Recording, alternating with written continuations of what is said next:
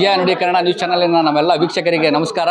ನಾನು ಸಲೀಂ ಜಾವೀದ್. ನಾವೀಗ ದಾವಣಗೆರೆ ದಕ್ಷಿಣ ವಿಧಾನಸಭಾ ಕ್ಷೇತ್ರದ 9ನೇ ವಾರ್ಡಿನಲ್ಲಿ ಇದ್ದೀವಿ. ಇಲ್ಲಿ ಕಾಂಗ್ರೆಸ್ ಪಕ್ಷದಿಂದ ಸ್ಪರ್ಧೆ ಮಾಡಿರುವಂತಹ ಸಮರ್ಥ ಶಾಮ್ನೂರ್ ಅಭ್ಯರ್ಥಿಯಾಗಿ ಚುನಾವಣೆ ಪ್ರಚಾರಕ್ಕೆ ಬಂದಿದ್ದರು. ಇಲ್ಲಿ ಅವರು ನಮ್ಮ ಜೊತೆಗಿದ್ದಾರೆ. ಸರ್ ನಮಸ್ಕಾರ. ನಮಸ್ಕಾರ ಸಾಹೇಬ್ರೆ, ಆರಾಮ್ರಾ? ಸರ್, ತಾವು ಚುನಾವಣೆ ಪ್ರಚಾರಕ್ಕೆ ಬಂದಿದ್ರಿ. ಇಲ್ಲಿನ ಜನ ಎಷ್ಟು ಬಹು ಸಂಖ್ಯಾತಕ್ಕೆ ಜನ ಇಲ್ಲಿ ಇದ್ದಾರೆ. ಇದನ್ನೆಲ್ಲ ನೋಡಿ ನಿಮಗೇನು ಅನಿಸ್ತಾ ಇದೆ? ರೀ, ಭಾಳ ಚೆನ್ನಾಗಿ ಅನಿಸ್ತೈತೆ. ಯಾಕಂದರೆ ಆಜಾದ್ ನಗರ್ ಅಂದರೆ ಸಿಕ್ಕಾಪಟ್ಟೆ ಆಜಾದಿನೇ. ಯಾಕಂದರೆ ಎಲ್ಲರೂ ಭಾಳ ಧೂಮ್ಧಾಮಿಂದನೇ ಇವತ್ತು ಕ್ಯಾನ್ವಸ್ ಮಾಡಿದ್ವಿ. ಆಮೇಲೆ ಭಾಳ ಚೆನ್ನಾಗಿ ಅನಿಸ್ತು. ಆಮೇಲೆ ಮುಖ್ಯವಾಗಿ ನಾವು ಚೂರು ಮನೆಗಳಿಗೆ ಹೋದಾಗ ಈಗ 5ನೇ ಕ್ರಾಸ್ನಲ್ಲಿ ಮುಗಿಸೀವಿ. ಆದರೆ ಮುಖ್ಯವಾಗಿ ಮನೆ ಅಡ್ಡಾಡಿದಾಗ ಜನ ಅವ್ರ ಬೇಡಿಕೆಗಳು ಮುಂದಿಡ್ತಾರೆ.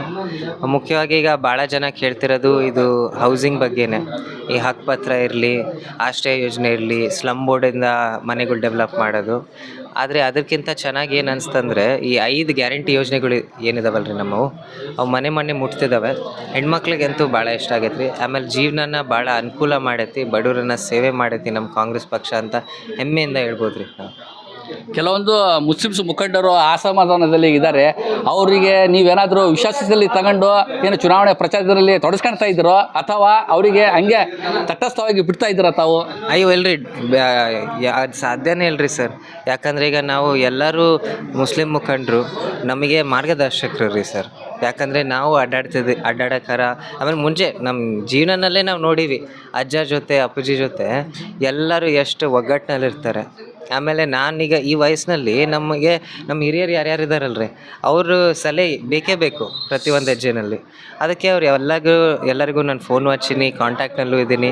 ಆಮೇಲೆ ಅವರು ಯಾರ್ಯಾರು ಬೆಂಗಳೂರಿಂದನೂ ಬರ್ತಿದ್ದಾರೆ, ಅವರೆಲ್ಲರನ್ನ ಆಶೀರ್ವಾದ ತಗೊತಿದ್ದೀನಿ. ಅವ್ರಿಗೆ ಕೇಳ್ತಿದ್ದೀನಿ, ನಿಮ್ಮ ಸಲಹೆ ಏನು ರೀ ಸರ್, ಹೆಂಗೆ ಇದು ಪಾಲಿಟಿಕ್ಸಿಂಗ್ ಬಗ್ಗೆ, ಇಲ್ಲಾಂದರೆ ಜನಸೇವೆ ಬಗ್ಗೆ ನೀವು ಅಡ್ಡಾಡಿದ್ರಿ ದಾವಣಗೆರೆ, ನಿಮಗೇನು ಅನಿಸ್ತು, ಏನೇನು ಬೇಡಿಕೆಗಳು ಇಟ್ಕೊಂಡಿರಿ ಜನ, ಅವನ್ನ ಹೆಂಗೆ ಬಗೆಹರಿಸ್ಬೋದು ನಾವು ಕಾಂಗ್ರೆಸ್ ಪಾರ್ಟಿ, ಅದೆಲ್ಲ ಮಾತು ಚರ್ಚೆ ಎಲ್ಲ ಭಾಳ ಚೆನ್ನಾಗಿ ಆಗ್ತಾಯಿದೆ ಸರ್.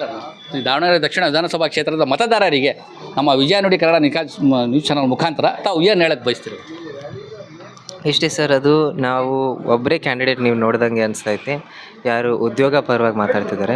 ಈಗ ಆಜಾದ್ ನಗರೇ ಹಿಡ್ದು ಉದ್ಯೋಗ ಪರವಾಗಿ ಒಂದು ಮಾತು ಹೇಳಬೇಕಂದ್ರೆ ಇಲ್ಲಿ ಮೇನು ಹೆಲ್ತ್ ಬಗ್ಗೆ ರೀ ಸರ್. ಆಮೇಲೆ ಇಫ್ತಿಯಾಕ್ ಸೆ ಆಜ್ ಹಮಾರೆ ಬಗಲ್ ಮೇ ಗೊಂದಡಿ ಡಾಕ್ಟರ್ ಬೇಟೆ, ನನಗೂ ಗೊತ್ತಿದ್ದಿಲ್ಲ. ನಾವು ಬರೀ ಹಿಂಗೆ ಕ್ಯಾನ್ವಸಿಂಗ್ ಮಾಡ್ತಿದ್ರಿ, ಇವ್ರು ಹಂಗೆ ದಾರಿನಲ್ಲಿ ಸಿಕ್ಬಿಟ್ರು. ಆಮೇಲೆ ನನಗಿಂತ ಜಾಸ್ತಿ ಫ್ಯಾನ್ಸ್ ಇವ್ರದ್ದಿದ್ದಾರೆ. ಯಾಕಂದ್ರೆ ಎಲ್ಲರೂ ಬಂದಡಿ ಡಾಕ್ಟರ್ ಪರಿಚಯ ಎಷ್ಟು. ಆಮೇಲೆ ಅದರಲ್ಲೇ ಗೊತ್ತಾಗ್ತೈತೆ ರೀ ಸರ್, ಈ ಹೆಲ್ತ್ ಎಷ್ಟು ಮುಖ್ಯವಾಗಿರೋ ಬೇಡಿಕೆ ಐತ್ರಿ ಸರ್, ಎಷ್ಟು ಮುಖ್ಯವಾಗೈತಿ. ಯಾಕಂದರೆ ಈಗ ನೀವು ಕೇಳಿರ್ತೀರ, ಭಗವಂತ ಬಿಟ್ಟರೆ ಭಗವಂತ ಕೇಳಕ್ಕೆ ಡಾಕ್ಟರ್ ಇರ್ತಾನೆ. ಯಾಕಂದರೆ ಜೀವ ಉಳಿಸೋದು ಕೆಲಸ ಮಾಡ್ತಾರೆ. ಸೊ ಅದಕ್ಕೆ ನಾವೀಗ ಆಜಾದ್ ನಗರ್ ಅಡ್ಡಾಡಿದಾಗ ಮುಖ್ಯವಾಗಿ ಅವರಿಗೆ ಒಂದು PHCಗಳು ಏನೆಲ್ಲ ಇದಾವಲ್ಲ ರೀ ಸರ್. ಈಗ ನಮ್ಮ ಆಜಾದ್ ನಗರ್ ಪಕ್ಕಕ್ಕೆ ಭಾಷಾನಗರ್ PHCಗೆ ಒಂದು ಹೋಗಿದ್ದೆ ಸರ್, 1-2 ತಿಂಗಳಿಂದ. ಅದು ಚೂರು ಚೆನ್ನಾಗಿತ್ತು, ಭಾಳ ಚೆನ್ನಾಗೈತೆ ಫೆಸಿಲಿಟಿ. ಅದಕ್ಕೆ ಮುಂದೆ ಒಂದು ಗೈನಕಾಲಜಿಸ್ಟು, ಒಂದು ಪೀಡಿಯಾಟ್ರಿಷಿಯನ್ ಬೇಕು ಅಂತಲೂ ನಾವು ಕುಮಾರ್ ಡಾಕ್ಟರ್ ಇದ್ದಾರೆ ರೀ ಸರ್, ಅವ್ರನ್ನ ಕರ್ಕೊಂಡು ಹೋಗಿದ್ದೆ. ಒಂದು ಸತಿ ಹೋಗಿ ನೋಡಿ ಬರೋಣ ಏನೇನು ಬೇಡಿಕೆಗಳಿದ್ದಾವೆ ಅಂತ.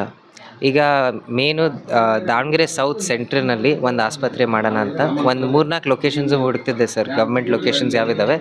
ಒಂದು ನನಗೆ ಚೆನ್ನಾಗಿ ಲೊಕೇಶನ್ ಏನು ಸಿಕ್ತಂದರೆ ನಮ್ದು ಹಳೆ ESI ಆಸ್ಪತ್ರೆ ಅಲ್ರಿ ಸರ್, ಅದು ಚೂರು ಅಬ್ಯಾಂಡೆಂಡ್ ಐತಿ, ಅದನ್ನು ಉಪಯೋಗಿಸ್ಬೋದು. ಇಲ್ಲಾಂದರೆ ದಾವಣಗೆರೆ ಸೆಂಟ್ರಲ್ನಲ್ಲಿ ಇನ್ನೂ 1-2 ಲೊಕೇಶನ್ಗಳಲ್ಲಿ ಒಂದು ಗೌರ್ಮೆಂಟ್ ಆಸ್ಪತ್ರೆ ಮಾಡ್ಬೋದು. ಇಲ್ಲಾಂದರೆ ವಿಮೆನ್ಸ್ ಆ್ಯಂಡ್ ಚಿಲ್ಡ್ರನ್ಸ್ ಆಸ್ಪತ್ರೆನೇ ಇನ್ನೊಂದು ಚೂರು ದೊಡ್ಡಕ್ಕೆ ಎಕ್ಸ್ಪ್ಯಾಂಡ್ ಮಾಡಿಬಿಟ್ರೆ ಈ OT, ICU, ಎಮರ್ಜೆನ್ಸಿ ಫೆಸಿಲಿಟೀಸ್ ಎಲ್ಲ ಬಂದರೆ ನಮ್ಮ ಎಲ್ಲ ಜನಕ್ಕೆ 1-2 ನಿಮಿಷನಲ್ಲಿ ಆ್ಯಂಬುಲೆನ್ಸಿಂದ ಬರ್ಬಿಡ್ಬೋದು. ಹಂಗಂದರೆ ಜೀವಗಳು ಉಳಿತವೆ, ನಮ್ಮ ಜನದ ಸೇಹತ್ತು ಚೆನ್ನಾಗಾಗ್ತೈತೆ ರೀ ಸರ್.